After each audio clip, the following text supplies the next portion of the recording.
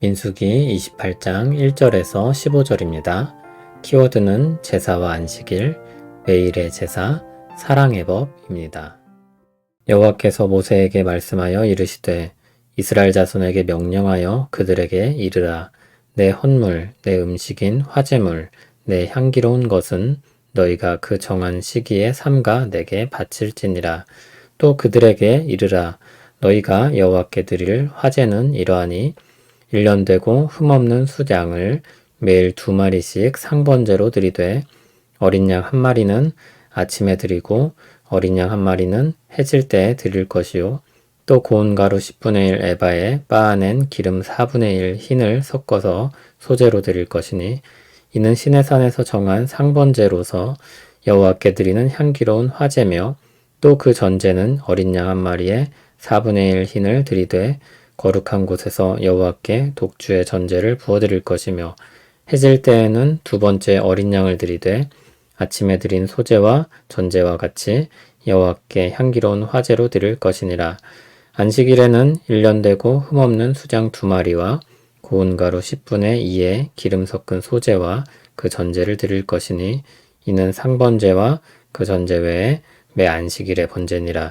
초하루에는 수송아지 2마리와 수장 1마리와 1년 되고 흠없는 수장 7마리로 여호와께 번제를 드리되 매 수송아지에는 고운 가루 10분의 3에 기름 섞은 소제와 수장 1마리에는 고운 가루 10분의 2에 기름 섞은 소제와 매 어린 양에는 고운 가루 10분의 1에 기름 섞은 소제를 향기로운 번제로 여호와께 화제를 드릴 것이며 그 전제는 수송아지 1마리에 포도주 반 흰이요 수장 1마리에 3분의 1 흰이요 어린 양 1마리에 4분의 1 흰이니 이는 1년 중에 매월 초하루의 번제며 또 상번제와 그 전제 외에 수점수 1마리를 속죄제로 여호와께 드릴 것이니라. 아멘. 하나님은 출애굽 2번째 세대를 가나안 땅으로 들어가게 하실 것입니다. 거기서 하나님 백성으로 살게 하실 것입니다. 어떻게 살아가는 것이 하나님 백성답게 사는 것인가, 그런 내용을 오늘부터 이야기합니다. 간단히 말하면 제사와 절기입니다. 이 내용이 28장에서 29장까지 나옵니다. 2절을 보면 모든 것은 하나님이 정한 시기에 하도록 명하셨습니다. 이스라엘이 임의로 하는 것이 아닙니다. 이때가 적당하겠다 생각해서 정한 것이 아닙니다. 하나님이 정하셨습니다.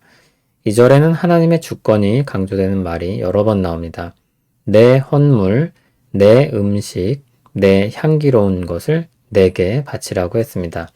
하나님이 정하시고 그 말씀을 따라 행하길 원하는 것입니다. 그럼 언제를 정하셨을까요? 2절에 화제물이 나오는데 매일 수장 2마리입니다. 4절을 보면 곡식으로 드리는 소제가 있습니다. 곡식으로 드릴 소출이 있어야 소제를 드릴 수 있을 것입니다. 하나님께서 그것을 채우실 것입니다. 매일 소제를 드릴 수 있도록 채우실 것입니다. 이 모두를 상번제라고 부르는데 계속해서 태워드리는 방식을 뜻합니다.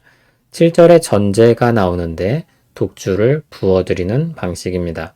양과 곡식과 독주를 매일 아침 저녁으로 제사를 드리도록 했습니다.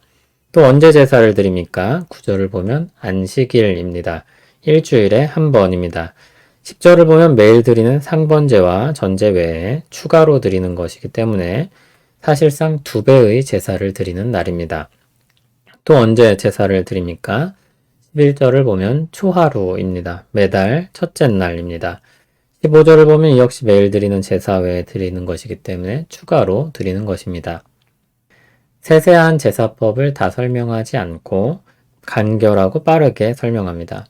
이 날들을 기억하기 위한 교육일 것입니다. 간결하고 빠르게 설명했다는 것은 세부사항을 빼고 중요한 것, 강조하고 싶은 것을 말하는 것입니다.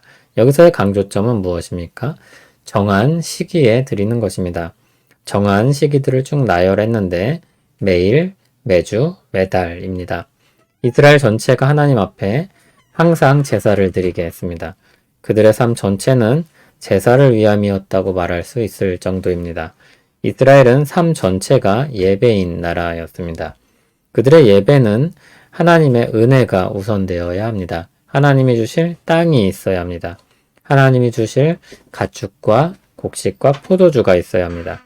매일 아침 저녁으로 드리는 제사와 매주 매달 드리는 제사를 감당할 만큼 그리고 자신들의 삶을 이어갈 만큼 하나님이 채워주셔야 합니다. 그러므로 이 명령들은 하나님이 주실 은혜가 약속되었다고 말할 수도 있습니다. 이스라엘은 하나님이 먹여 살리는 나라이며 하나님이 채우시는 나라입니다. 떡으로만 사는 것이 아니라 하나님의 말씀으로 사는 나라입니다. 로마서 12장을 보면 앞에서 하나님의 놀라운 구원의 은혜에 대해 말하고 구원받은 자로서 어떻게 살지 삶 전체를 거룩한 산 제사로 드리라고 말합니다. 하나님이 새 생명을 주시고 새 삶을 주십니다. 하나님이 그 생명을 보호하시고 이끄십니다.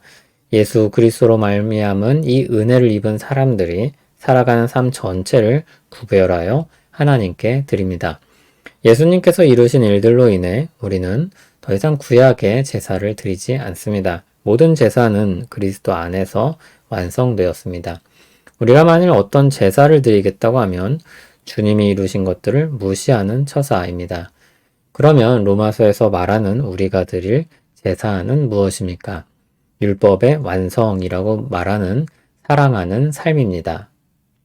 매일, 매주, 매월 드리는 제사는 예수 그리스도 안에서 사랑하는 삶으로 치환됩니다. 하나님을 사랑하고 이웃을 사랑하는 삶입니다.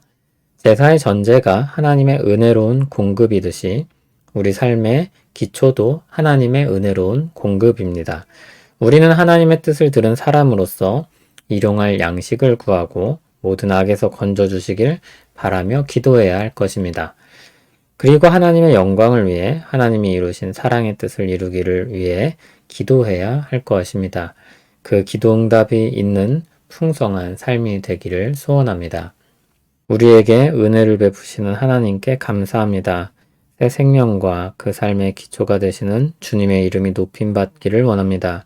우리 삶을 통해 영광 받으시길 원합니다.